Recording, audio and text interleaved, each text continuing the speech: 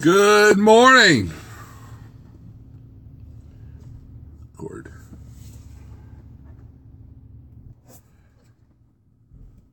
It is a lovely Monday morning.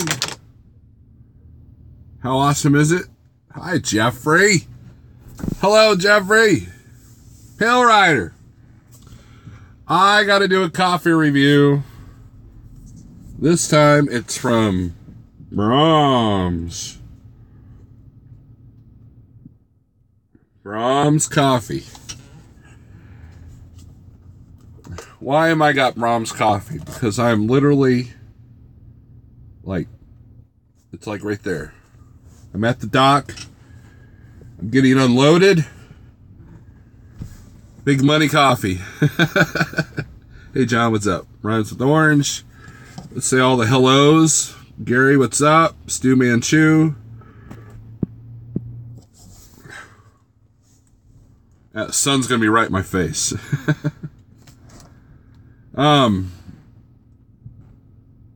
So I got a repair bill coming up. Oh yeah, first coffee. Let's talk about the coffee. So this is Brahms coffee. I got it black. Is that a Jason mask? Yes, it is. I have it placed on the seat, so it looks like he's holding the fly swatter. And then when cars get in front of me, they kind of look in the mirror and they see that. They're like, oh my God, this guy's crazy. Let's get away from him. So that's awesome. That's how I decorate for Halloween. Halloween. And, you know, everybody's getting creative with the Halloween decorations on the truck. You got guys like tying skeletons to the grill. There was one guy, there was a Prime driver. I tried to get on video, but it was too late. There was a Prime driver that at the Guilty by Association truck show, that had a bicycle mounted on the front of the truck, and then he had a skeleton on top of that riding it. So, you know, people get kind of creative. So I was looking for something. I have one of them leaf blowers, right? And I was looking for the charger for that. I can't find the charger for it. So I tore up the truck and I found that. And I'm like, oh, I'm going to put that up. It's October, whatever. So, yes, it is a Jason mask. It took me 5 minutes to explain that, yes, that is a Jason mask. But I guess I have to explain the reasons, right? So, this is a coffee review, but there is a little bit of a seriousness to this video. No, Steve, you're not getting serious. Oh, no. All right, so let's review this coffee first.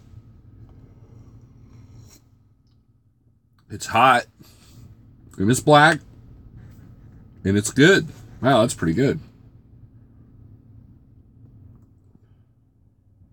I approve. Out of a scale of 1 to 10, I give it a 8. It's better than Pilot, better than TA. I'll tell you that much. So, and it's good temperature. It's not bad for, it's in one of those canisters that you pull the thing down and it sprays the coffee. Worth the 20. Dude, Brahms, man, it ain't no $20. It's not Starbucks. Jeff, you're silly. So, let's talk about the elephant in the room. Well, no, let's talk about my repair first. So, I get hooked up to my trailer, and I come down to this place where I'm at. And, hey, my trucking life, Ace, what's up? And I park. I'm in the dock, but I can't, I'm not all the way because, I got the doors and still open in the back. Waiting for the manager of the store to, look at the seal, call me a dumbass, and then roll in the back. Now, this is the same place I went to where the manager was like, I'm glad you don't work for me because you're a minute late, which I technically wasn't. I just wasn't bumped up to the dock right at 7 o'clock. But that's a different story. So, I made sure I was here on time because I really want this guy to think that I should work for him, right? Whatever. So, I shut the truck off and I hear air. and I hear it settling. You know, these T680s, you see them in the parking lots all the time. The cabs are like practically on top of the fairings, right? Some are worse than others. Mine's not that bad. Mine will do that if I sit for more than 10 hours. However, I see it doing it within 5 minutes of parking, within 5 minutes shutting the truck off. So I hear air, so I open the hood, and sure enough, air's coming out of some of the airlines, or one of the airlines that's like in the firewall. Can't quite see where the leak is, so I'm like, oh crap, that would be my luck if I start the truck up and it won't build air, and then I'm late for this moron back here, right? So I start the truck up. Sure enough, man, the secondary tank was already out of air. I'm like, oh, man. So I start, but it built up. So I'm like, all right, cool. So 5 minutes before 7, I'll just air up the truck. We'll be good to go. But I got to call the shop that I go to, see if they'll get me in today, because an audible air leak is a DOT violation. That's the segue for the next thing I'm going to talk about. So if you follow Trucking Exec, SoCal, Yukon Cornelius, Ike Stevens, any of these other people, okay? There's been this hashtag run it legal, and then there's been like this discussion about what is legal when you're logging at a customer, okay? And this is all I'm going to say about this. SoCal did a video where he showed the rules in the book as they sit. Like he showed, like it was a screenshot of the rules, okay? Now, the problem with the government rules is that there's usually gray areas by the wording. So now what happens is you got 10 people telling you 10 different things, right? So those rules have a gray area. Why? Because every trucking situation is different. If you're a flatbedder and you're tarping your load, or you're tying down your load, or you're untying your load, or whatever, you're supposed to log on duty. If you're a dump truck driver, and you're waiting on the pavement theme jigger, the asphalt layer, and you're on call basically to move that truck whenever they need to, and you're basically literally waiting for the asphalt, and and like you might be the second truck in line, technically you should call it on duty. Little stuff like that. So I did a video about how to log it when you're at the dock. Dave Moreau says government red tape at its finest. Yeah, and I'll get to the other comments, guys. I just want to stay on point here. I brought up some really good points. And see, and every company has told you differently. Whether you are an owner-operator or a lease operator, every company has told you differently. What the Big Orange has told me is that it depends on the DOT situation. It depends on, like Ike said, depends on the situation. Like technically, okay, I can log sleeper berth. Here's the thing. You can log. Okay, I'm not going to tell you what you can or can't do. That's a mistake, because people are going to call me wrong. People are going to call me out. And what's been told to me. Let's go that route. Okay. Here's what's been told to me. As I'm sitting here in the driver's seat with the truck engine off, technically I can call it sleeper berth or off duty. Okay. Now, is that the real DOT regs? We don't know. See, here's my point. Because these people, I don't have to be back there to watch them unload. They're not ready for me to move the truck. Now technically, when he knocks on my door, hey, you're unloaded. Boom, I should be hitting that logbook, put myself on duty, because now I got to move the truck. I got to close the doors. I got to do all that, right? So here's the whole point of this video. Well, besides coffee review and Pale Rider slacking on that, but that's a different story.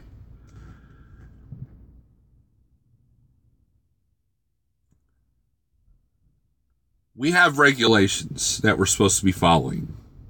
Whether you're on paper or e-logs, doesn't matter. You're supposed to be following a set of rules, okay? When you have arguments, oh, if we ran these trucks legal, like it says in the book, then that's going to shut the trucking industry down. So basically, essentially what you're telling the government is, hey, by the way, the only reason why trucking's done as well as it has is because we don't follow the rules. That's the basic core of it. You're essentially telling the government, hey, we're all cheating. Okay?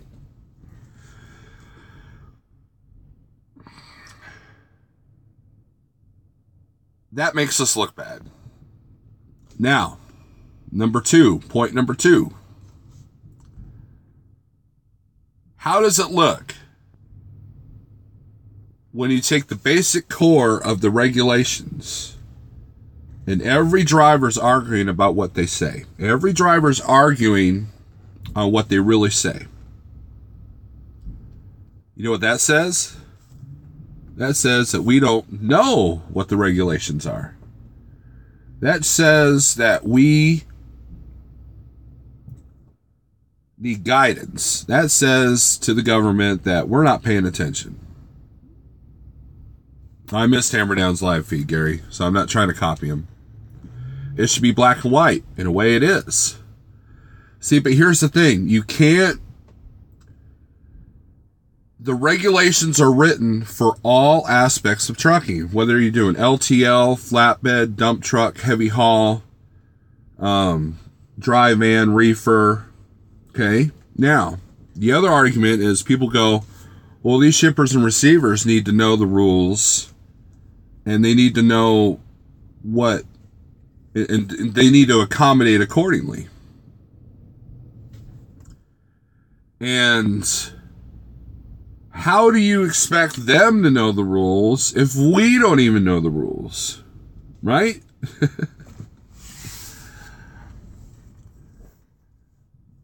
I lost count. Okay, so the other thing is,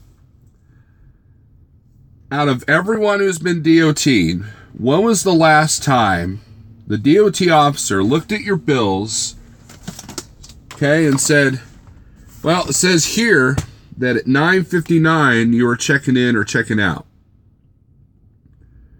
And they check that with your e-log or your logbook. They check that. Okay?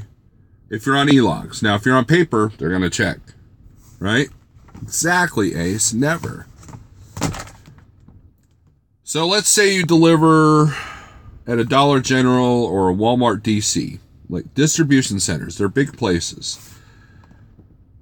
Technically, if you're trying to deliver on your 10-hour break and you're rolling around, that's illegal. Yukon, I love drama. This isn't drama, Yukon. This is like, basically I'm saying the facts that, my points are the fact that there's such a gray area that nobody knows the real rules, so we're arguing about it, just makes us all look bad. And the whole hashtag run it legal, that'll show them, approach is another one. That's like, you know what? I'll show the government I'm going to run it legal, so that'll learn them because that's going to shut the industry down. That's hilarious to me. That's funny to me. All it does is admit to the government that we're cheating. All it does is admit to the government that we don't know what the hell we're talking about. Okay? And also, think about this. Each DOT officer has got a different brain. They got a different head. They got a different way they do things. Some of them will go over you with the fine-tooth comb, white glove, and others will be like, look at your paperwork, like, oh, you're picked up in Joplin. Okay, cool. All right, well, let's see if your lights work, you know? Oh, okay. All right, Gary. So,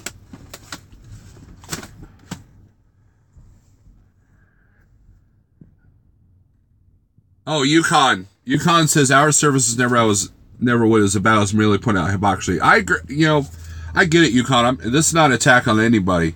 This is just the general, like, from an outsider looking in.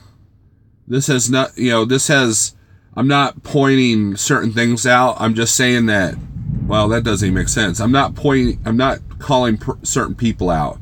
I'm just saying that the fact that it's even an argument or a discussion, that's what makes it all, like, makes it look bad to the public's eye. See, that's the thing. The hours of service is going to do something, okay? The e-log mandate is going to bring all the flaws of the system to light that we've been ignoring, or we haven't been understanding, or that, you know what I'm saying? It's going to bring that all up to light. So now with the e-log mandate, and no one's realizing the silver lining, it's going to bring out these elements. Okay, let us stop the clock. Let us do this. Let us do that. And before, all those things were ignored because we could fix it on paper. And now that we won't be able to fix it on paper, then we could, like, go to the core of what the problem is, which is hours of service. And that's what a lot of people don't understand.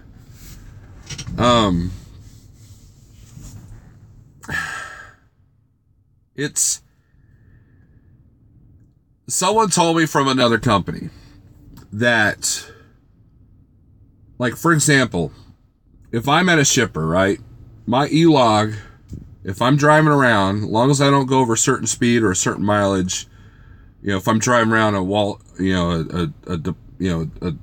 distribution center, it won't put me in the driving mode, okay?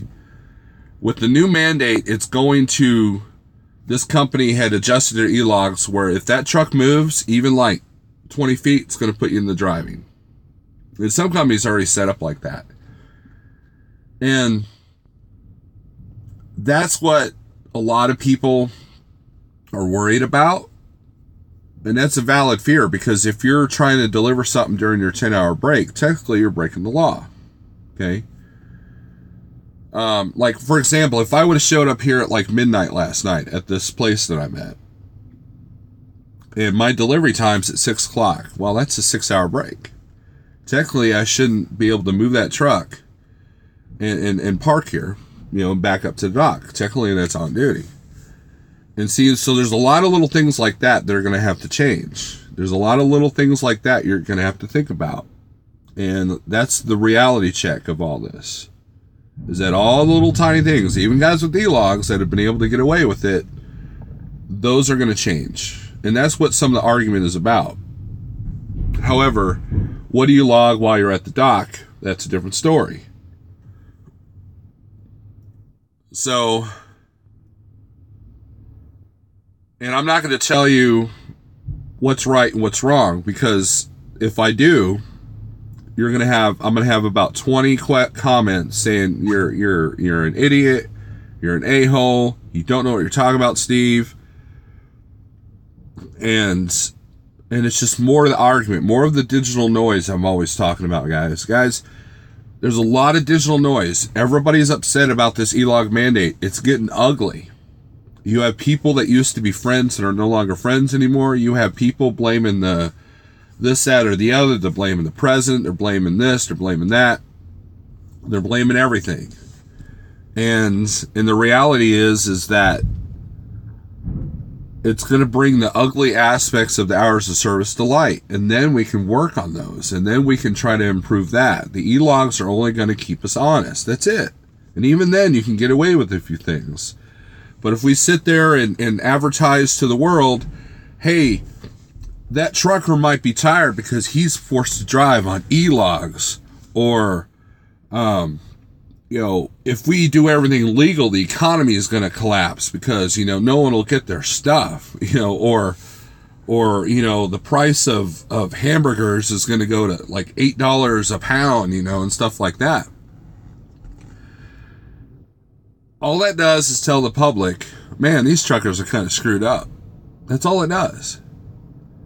And we're the screwed up bastard children of the workforce. I mean, that's what it is. Let's go to comments here, because I think they've almost got me done here. So,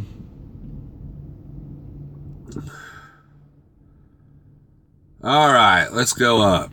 Let's see here. Yukon says, trolling PaleriderTV. Yeah.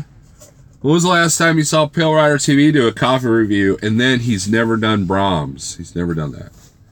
So, Yukon says he loves drama. That's great. I almost went into a scale house as my trucking life ace just to ask if I've been doing it wrong for 8 years. Yukon says, okay, we already read that. John Cater, more people will intentionally cheat on e-logs than they already do on paper. It's all going to backfire. Well, John, there's supposedly, after the mandate, the e-logs are supposed to be fixed at where you can't even, cheat. Like it used to be with the company that I may or may not have driven for. It used to be that if you were in a traffic jam, you could put yourself off duty. And then as long as you go over 2 miles or 20 miles an hour, it wouldn't take away from your drive time. However, it never stops the 14. That's the thing. The only way you can stop the 14 is if you do an 8-hour sleep or birth break. And that's really confusing for a lot of people. For many years, I worked at Frank Road Process. For many years, I worked as a company driver trainer. And it was said that many students came into the industry thinking that they needed 2.3 logbooks. To your point about the perception of the general public. Yeah, exactly. Louisville UAV. Business is business. Long run logs mean higher freight. Yukon is my only friend. Gary says hamburger's probably $8 a pound now. It probably is in upstate New York. Adam Gallagher, good morning. So that's all I have to say about that. I watched whose video was it? Yukon's video, and Trucking Exec was upset about that. I did watch Trucking Exec's video. Now, in Trucking Exec's position, let's talk about that. Whenever these Bellaflor guys are at a customer unloading, they have to show on duty because they're doing stuff in the trailer. They're actually physically loading and unloading the trailers. And Yukon says we're the only industry mandated to log electronically. Yeah, but like I said, guys, here's the problem with me even touching the subject is that I think that people, there's so many different arguments, and that if I even say the words e-log, people think that I'm for the mandate. And I can't stress this enough. I am not pro-mandate. Okay? I have no problem running e-logs. As an owner-operator, should I be forced to put it in my truck if I'm on my own authority? No. I don't agree with that. That is an added expense. And that's the reason why I'm opposed to the mandate. That's it. That's the only reason. Because we should be following the rules. I have no problem following the rules. And the mandate creates that atmosphere. But people assume because I'm okay with e-logs or that I'm an owner operator for a mega carrier, that I'm pro e-log, okay? And that's not the case. I am not for the mandate. However, fighting the mandate in all the wrong ways is not doing anybody any good. Okay, so when everybody's legal come December 18th and things start to fall apart in the industry like everybody predicts, then things will get fixed. It's got to get worse before it gets better. I don't know why people can't understand that.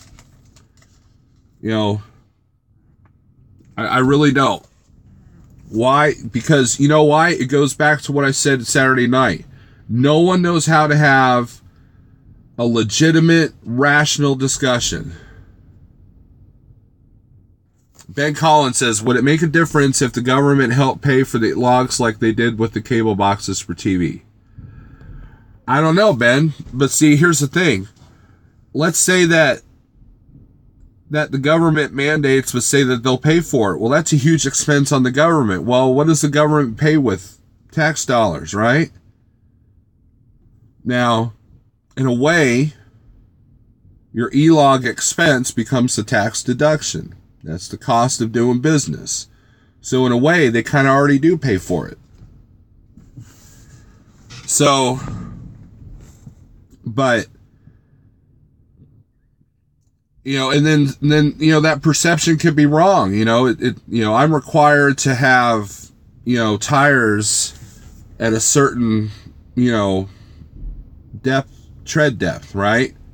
Well, the government shouldn't force me to have that because I got to buy new tires now. You know, it's, you know, so that there's that argument there too. But see, the problem with the mandate is that it doesn't cover all aspects of trucking. So you got all these groups like livestock and you know, heavy haul and LTL, you know, they're all like, hey, wait a minute. What about us? We can't do it. So that's the problem with the mandate, is that it's too blanketed because every situation's different.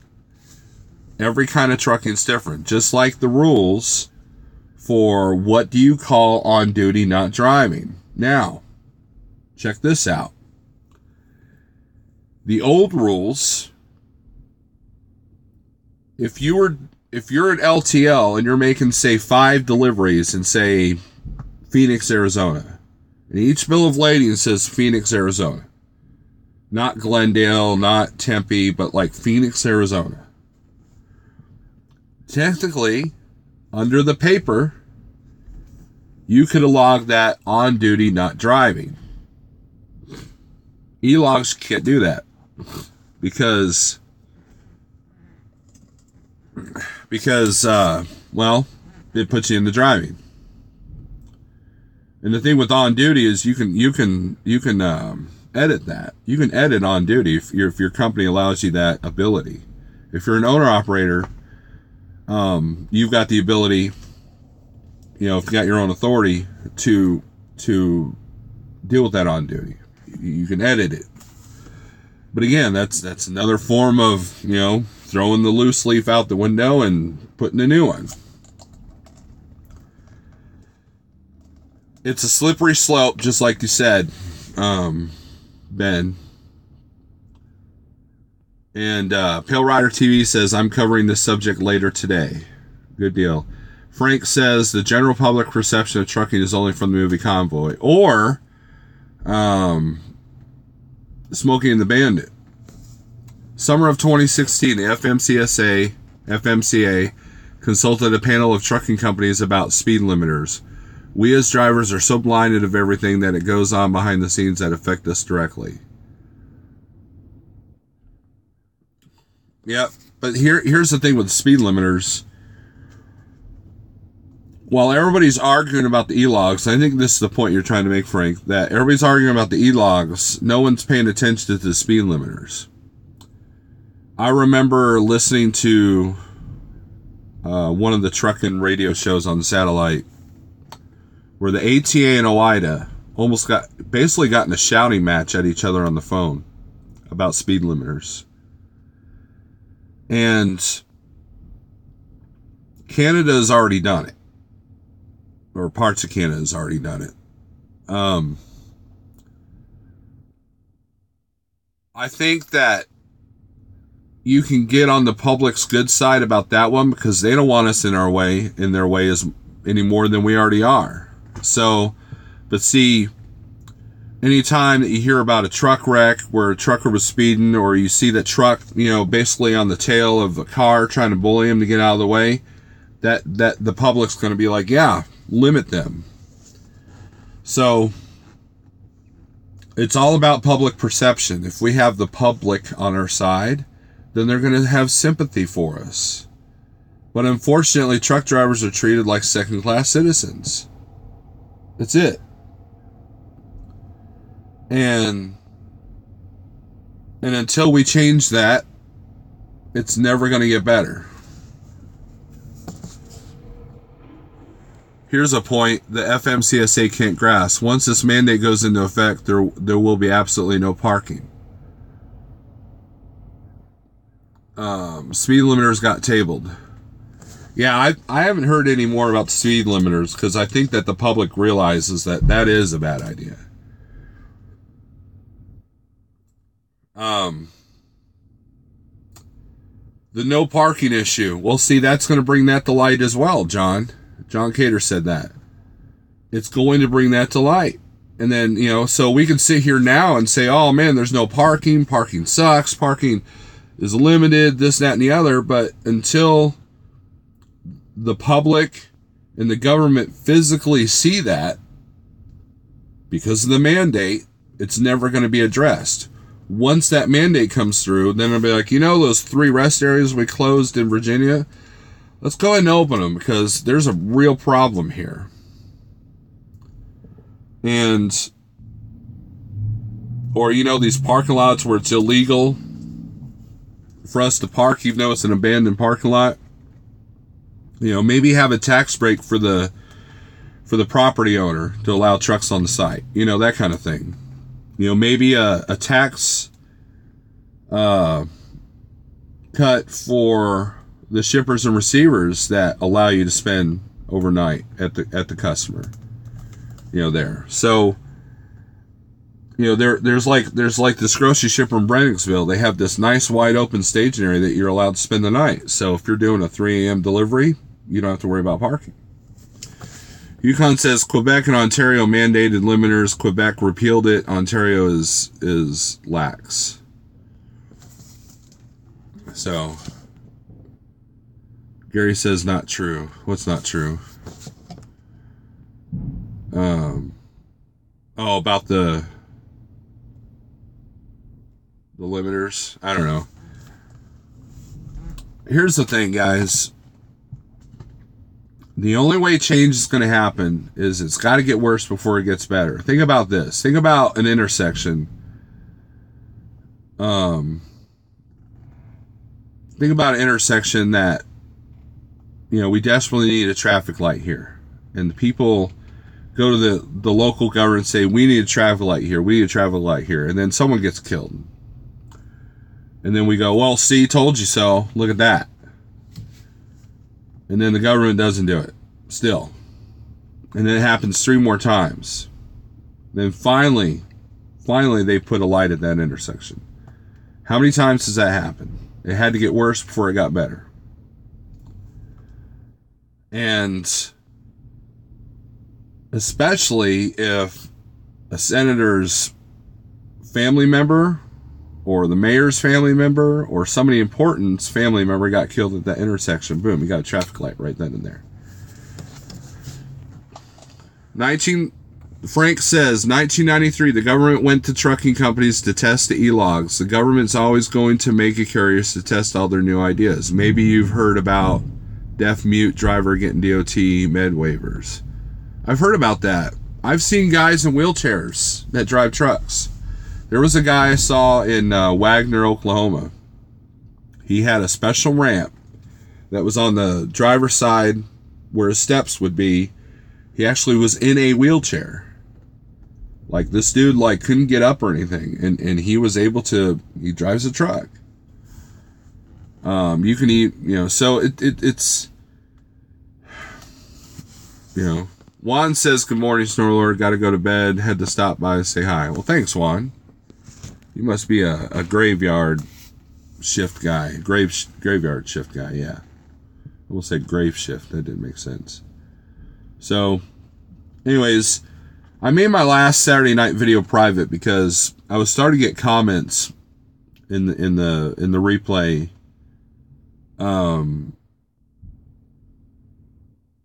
Getting into the whole 9/11 conspiracy, the Trump conspiracy, it's just like, it was like, it proved the point that nobody can have a rational discussion. And with the mandate coming in e-logs, it's going to force people to have a discussion about it. But right now, there's no rational discussions. There just isn't. It's going to get worse before it gets better. I'm sorry, Ace. Well, I didn't delete. I just made it private, so halfway through it should have been all right. But Juan says, yes, sir. Less traffic at night. I just hate the drunks at 12:30 to 3. Yeah, well, those drunks aren't any worse than all the people in rush hour that are on their phones texting. That's just as bad, if not worse. This truly is decent coffee. I'm impressed. Good job, Brahms. But, so yeah, I just had a few thoughts about this because Ike made a few good points. Yukon made a few good points. And in the end, this e-log mandate is just making us all crazy. Whether you're pro or against it, it's making everybody crazy. It's making everybody angry. Go back for a refill. I probably could. That's how close I am to the store. I seen those guys, rear end guys in front of me. It's kind of funny. Yeah. So, that's what's going on. The e-log mandate is going to force a lot of things to happen. And all these people that I get fighting it, but at the same time, you need to learn to know your enemy. And because in order to defeat your enemy, you have to know your enemy. Loves Colombian brew. Coffee is good, especially if you let it chill overnight in the refrigerator. Ew, cold coffee? No, cell phone users. Oh, okay. We're talking about something. Yeah, I think studies have said that texting on your phone is just as bad as being drunk, if not worse. But that's it for today, guys.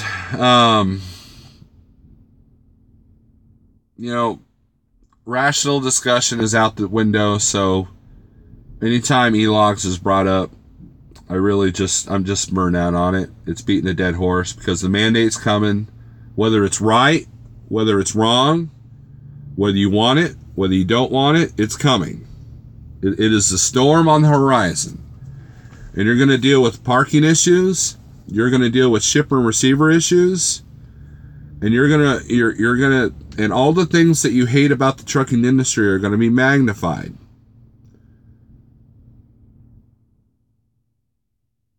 That's plain and simple.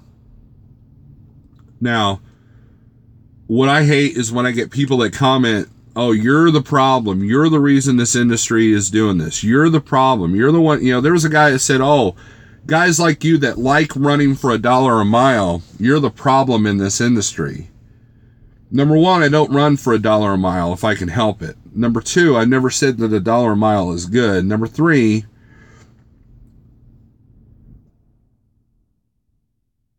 I'm not the problem, okay? We all are the problem. You want to sit there and blame the government for all our problems? No, it's greed. Greed is the problem, okay? All the brokers, all the shippers and receivers, and all the drivers that have been getting away without following the rules, they are the problem, okay? And now we're getting called out, and now we're crying about it. Plain and simple. And people hate me for that message. People blame me for that message. And the mandate is literally about taking an electronic device and putting it on your dash. That's literally all it is. But yet look how much hatred and discontent and just all these misconceptions, and and everybody's just freaking out. And I get it, because when I went on e-logs for the first time several years ago, I was stressed out. I thought it was BS. I thought it was crap. I hated it. And to this day, I hate it. There's a lot of runs that I could do here if I can just, if I know I can get, 650, 700 miles. But see, here's the thing. Very rarely do I see a load that I can't do because of hours of service. You know why? Because we have a lot of drop and hook. Schneider is a mega carrier, so they've adjusted to how to deal with e-logs. Now, that's why the ATA is pushing them, because it's not a big deal to them. They've been doing them for a long time. But the point is they made adjustments to deal with it. Now, I would not want to be a company driver for a mega carrier, because if they book you a load that delivers at, say, New York City at 7 a.m. live unload, and you can't spend the night there, then you got to have your clock and scheduling just right, just perfect. And if you've never been in New York City, you don't know how long it's going to take to get even over the George Washington Bridge. Little stuff like that is extremely stressful, and I get it. But the majority, or a large, I'm not saying majority, but a large part of the people that are griping about the e-logs mandate is people that can control their scheduling anyways. Look at Jeffrey Light. He's not upset about e-logs. He went and got e-logs. He didn't have to be on e-logs, but he went and got it. Why? Because he saw the writings on the wall. He knew it was going to be mandated, and it solves a lot of liability issues. And guess what? He runs his business accordingly, and he's making a lot of good money. See, you have to play by the rules, and you have to master the game. And if not, then you fall by the wayside. And that's what a lot of people are upset over. Now, when the mandate comes through and they take the e-logs and they make it to where I can't even drive around the customer, without switching into drive, then I'll have to adjust. I'll have to make my adjustments on certain things. And the customers are going to have to deal with that too. Think about this. If you're dealing with a customer that has no accountability at all when it comes to e-logs, and everybody's shut down on their parking lot and they can't move trucks, then they're gonna change things. It has to get worse before it gets better. Plain and simple. And it's getting bad now. So,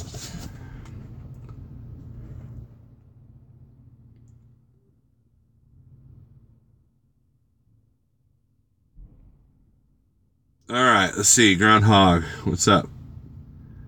Juan says, I bet they're going to give a lot less green lights at the scales. Well, that's the thing, Juan. The government's losing out on some revenue too, because they love the logbook violations. They love being able to write up a driver for a week's worth of logs not right. They love that. That's money. But here's what they're going to do, though. To make up for that revenue, they're going to look at your equipment closer. Like, I could survive with this air leak if I had to. But it's time to get it repaired before it gets worse. And it's an audible leak. So technically, if I get DOT'd, I'm in trouble. So I'm heading right to the shop. Groundhog says, I don't need e-logs. I do 9 or so, give or take, LOL, usually 32 to 38 hours a week. I'm the same way, Groundhog. Dan, good morning, Dan. Lafayette says, what's your favorite coffee on the road? I don't know.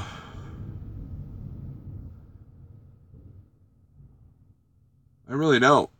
Dunkin' Donuts, yeah, I'm sorry. I know that flat out. Dunkin' Donuts. They have the best coffee.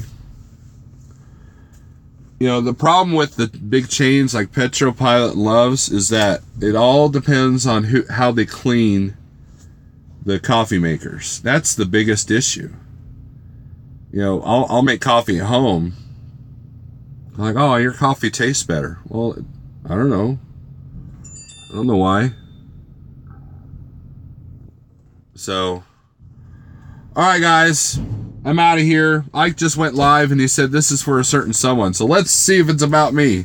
So, even though I didn't say anything bad about him. So, all right, guys. Talk to you later.